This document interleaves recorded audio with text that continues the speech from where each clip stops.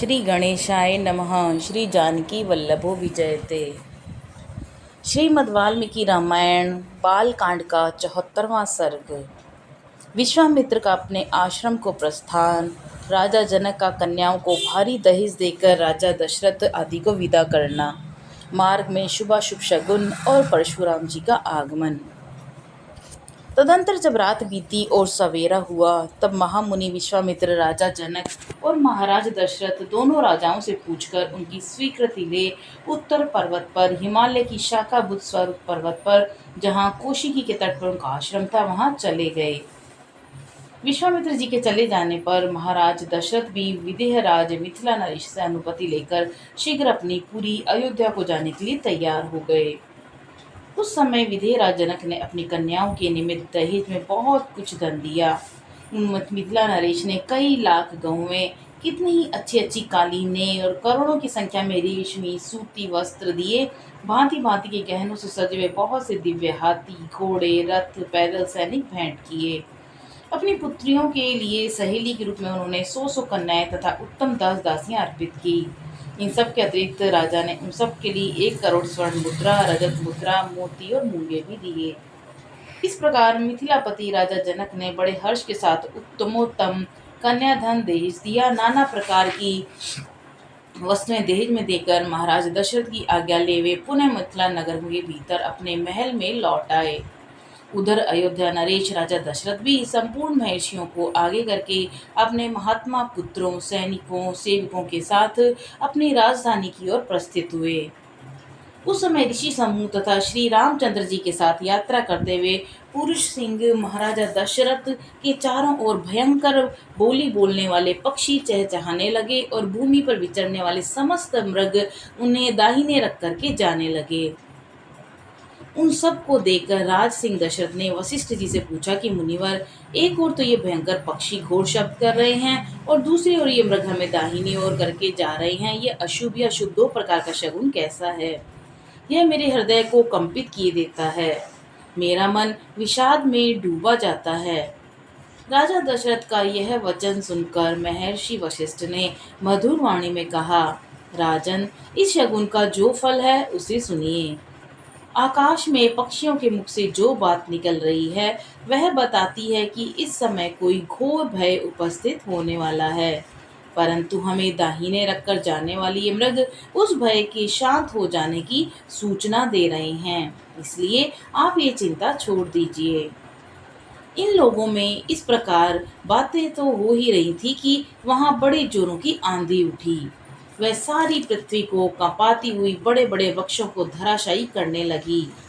सूर्य अंधकार से आच्छन्न हो गए, किसी को दिशाओं का भान नहीं रहा। धूल से ढक जाने के कारण वह सारी सेना मूर्छित सी हो गई। उस समय केवल वशिष्ठ मुनि, अन्य ऋषियों तथा पुत्रों से राजा दशरथ को ही चेत रह गया था। शेष सभी लोग अचेत हो गए थे। उस घोर अंधकार से राजा की वह सेना धूल से आच्छादित सी हो गई थी।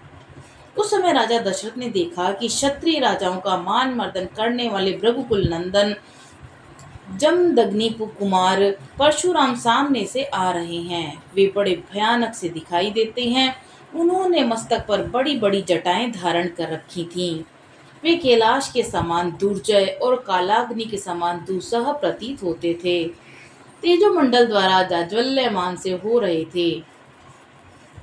साधारण लोगों के लिए उनकी ओर देखना भी कठिन था।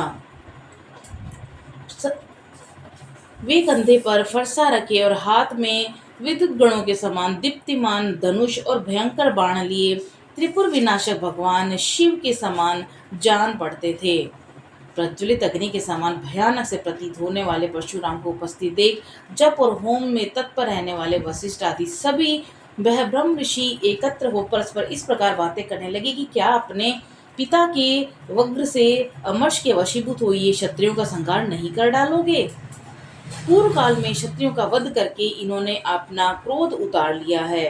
अब इनका बदला लेने की चिंता दूर हो चुकी है, फिर क्षत्रियों का संहार करना इनके लिए अभिष्ट नहीं है, यह निश्चयपूर्वक कहा जा सकता है।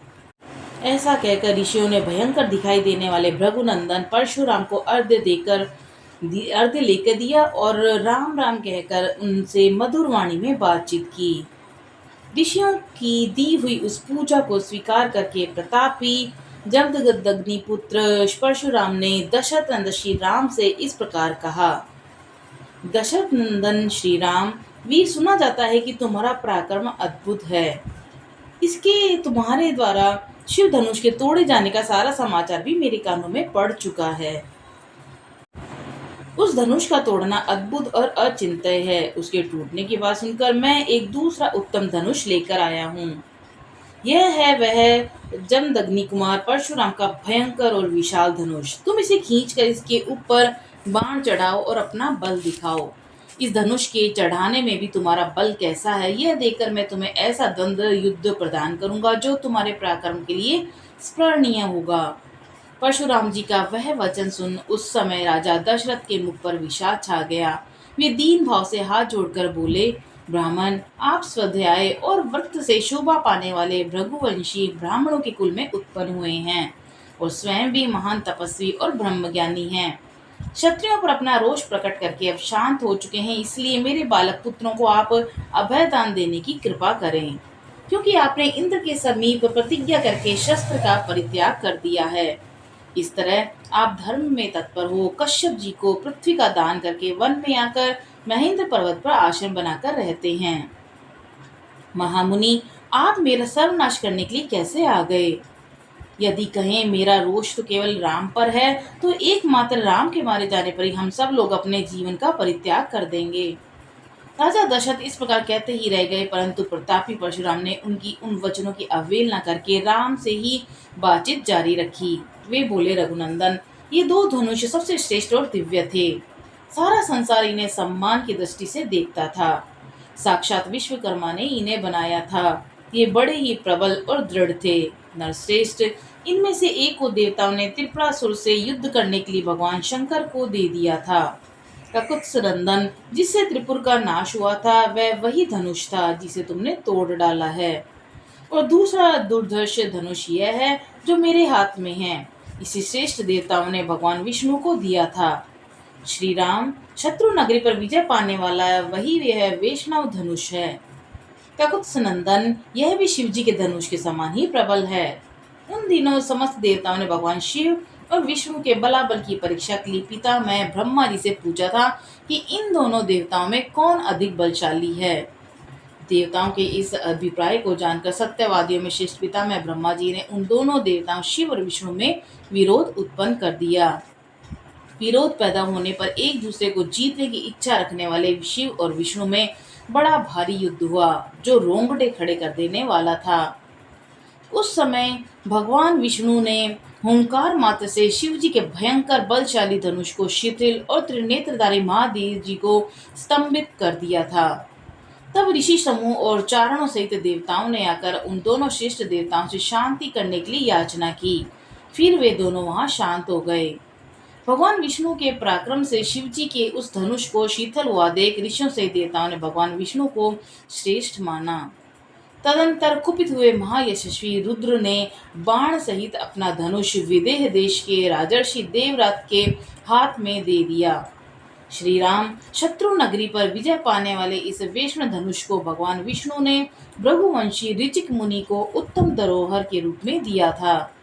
फिर महातेजस्वी ऋचिक ने प्रतिशोध की भावना से रहित अपने पुत्र और मेरे पिता महात्मा जमदग्नि के अधिकार में ये दिव्य धनुष दे दिया। तपोबल से संपन्न मेरे पिता दमग्नि अस्त्र शस्त्रों का परित्याग करके जब दयानस्थ होकर बैठे थे, उस समय प्राकृत बुद्धि का आश्रय लेने वाले कृतवीर्य कुमार अर्जुन ने उनको मार डाला। पिता के इस अत्यंत भयंकर वध का जो उनके इस योग्य नहीं था, समाचार सुनते मैंने रोष पूर्वक बारंबार उत्पन्न हुए क्षत्रियों का अनेक बार संहार किया।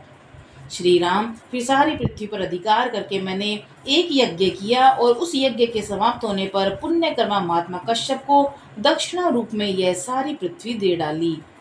पृथ्वी का दान करके मैं महेंद्र पर्वत पर रहने लगा और वहां तपस्या करके तपोबल से संपन्न हुआ। वहां से शिव जी के धनुष के तोड़े जाने का समाचार सुनकर मैं शीघ्रता पूर्वक यहाँ आया हूँ। श्री राम, इस प्रकार यह महान वैष्णव धनुष मेरे पितामह के अधिकार में रहता चला आया है अब तुम क्षत्रिय धर्म को सामने रखकर यह उत्तम धनुष हाथ में लो और इस श्रेष्ठ धनुष पर एक ऐसा बाण चढ़ाओ जो शत्रु नगरी पर विजय पाने में समर्थ हो। यदि तुम ऐसा कर सके तो मैं तुम्हें द्वंद्व युद्ध का अवसर दूंगा। इस प्रकार श्री वाल्मीकि नियमित आर्ष रामायण आदि काव्य के बाल कांड में 75वां सर्ग पूरा हुआ। बोलो सियावर रामचंद्र की जय, पवन सुत हनुमान जी की जय।